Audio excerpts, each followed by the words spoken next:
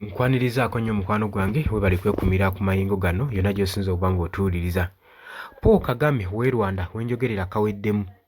Lwaki njogerawo nti oluvannyuma lw'amawanga ag'ebunaayira eggwanga erya US okuvaayo ne lirangirira nga bwe litaddeko sanctions ku bamu ku minister officers mu ggwanga erya Rwanda gwe mukwano gwange ali eyampuliriza era si mawulire malungi eri Paul Kagame ow'e Rwanda. Kino olabanga ekintu ekiri awo n'ekinenge gye kinafuyamu eggwanga eddaama ng'erya Rwanda naddala nga ba-officers ba sanctions bali mu gavumenti yennyini. Jjukira nti nno bano ba-officers ba sanctions balina emirimu minene nnyo gye operatinga mu gavumenti y'eggwanga erya Rwanda saako ne wabweru w'e Rwanda mawanga ag'ebunaayira. Kati gavumenti ya Amerika yavuddeyo n'eteekako envumbo ku ba-officers bano abasinga. Ngenda kulaga engeri gye kigenda okusaamu eggwanga erya Rwanda gwe mukwano gwange ali eyampuliriza era n'akasatiro Paul Kagame kaaliko newankubadde yeegumya. Oli ku UG Updates TV kosinza obba ng'otuwuliriza era webale kwekumira ku mayingo gano gwe mukwano gwange ali eyampuliriza. Abula gwe atannatwegattako kkirira wansi waliwo ekigambo subscribe kikoneko ojja kuba osobola bulungi nnyo toyingako gwe mukwano gwange ali eyo nalina gy'osinza obba ng'otuwuliriza. Abali e Bulaaya mbalamusizaako nnyo mwebale kwekumira ku UG mwena muna aba freedom fighter mwene kwekumira ku UG Updates TV. Abali e Kenya abali e Canada namwe mbalamusizaako nnyo. Olunaku olw'eggulo US yavuddeyo n'erangirira nga weetadde envumbo ku ba government officers ba minister ab'eggwanga erya Rwanda. Paul Kagame newankubadde ajja kuvaayo yeegumye mu mbeera eno naye kigenda kuba nga kimukoseza ddala. Jjukira nti nno US yeggwanga erisoose okuba nga liva nga lirangira nga erigenda okusanctioninga Rwanda.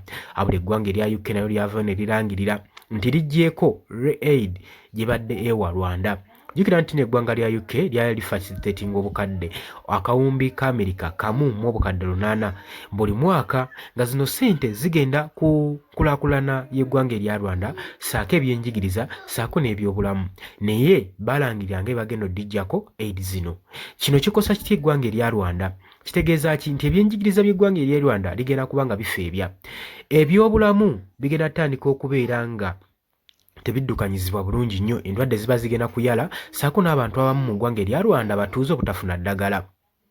Amasomero kitegeeza ebyenzigiriza ebyenkulaakulana bigenda kubeera nga biggwa nga bigootaana olw'ensonga nti nno obuyambi obadde bugenda mu ggwanga lino buggiddwako. Eggwanga erya UK lyakirangirira lunwe nga lwaki bagenda maaso n'okirangirira nga bagamba nti nno eggwanga lino erya Rwanda ligenda maaso n'okubaakinga abayekera ba M23 era nga ligamba nti eggwanga erya Rwanda Paul Kagame eri pulezidenti waalyo yandibadde agenda maaso n'okuwithdrawinga troops ze eziri mu ggwanga erya Democratic Republic of Congo nasobola okuba nga ajja conflicts mu ggwanga erya Democratic Republic of Congo. Kati USA olunaku olw'eggulu yavuddeyo n'egamba nti etadde envumbo ku ba ministers omuli omwabadde Major James Kabarebe bamutaddeko sanctions olunaku olw'eggulu ne bamugamba ontagala kuddamu kukkirizibwa kulinnya ku ttaka lya Amerika saako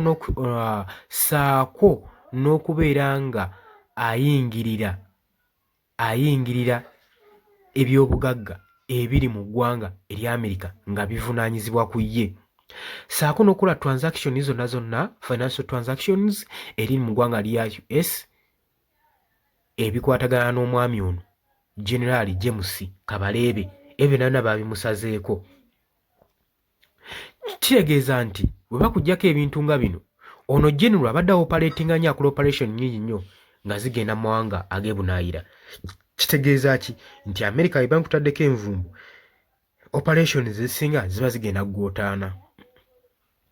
Newankubadde Paul Kagame avaayo n'agamba nti nno bamusibako matumu ga muzi kumuliisango nti ebizibu bya Congo byava dda mabega era baleme biteeka baleme kusaba burden ennene eya ggwanga erya Democratic Republic of Congo nga bagiteeka ku ggwanga erya Rwanda. N'agamba Rwanda ensi ntono nnyo okwetika ebizibu bya ggwanga lya Democratic Republic of Congo naye BOA ekitongole ekya United Nations kivaayo nga kikkaatiriza era nga kirumika nti Paul Kagame ow'e Rwanda kamera zaabwe zimulabako nga bakukusa ebyokulwanyisa saako n'amagye nga gayingira eggwanga erya Democratic Republic of Congo era baagala eggwanga erya Rwanda Paul Kagame asobola okuba nga withdrawinga amagye ge mu ggwanga erya Democratic Republic of Congo aleme kuddamu kufandinga bayekera bana ba M23 okusobola okulanga batebenkeza emirembe mu ggwanga erya Democratic Republic of Congo gwe mukwano gwange ali yampuliriza. Obadde muwuliza mulungi nnyo bwagala otwengako kirya wansi waliwo ekigambo subscribe kikoneko ojja kubanga otwegatako ddala bulungi nnyo. Mbagaliza olunaku olulungi mweraba.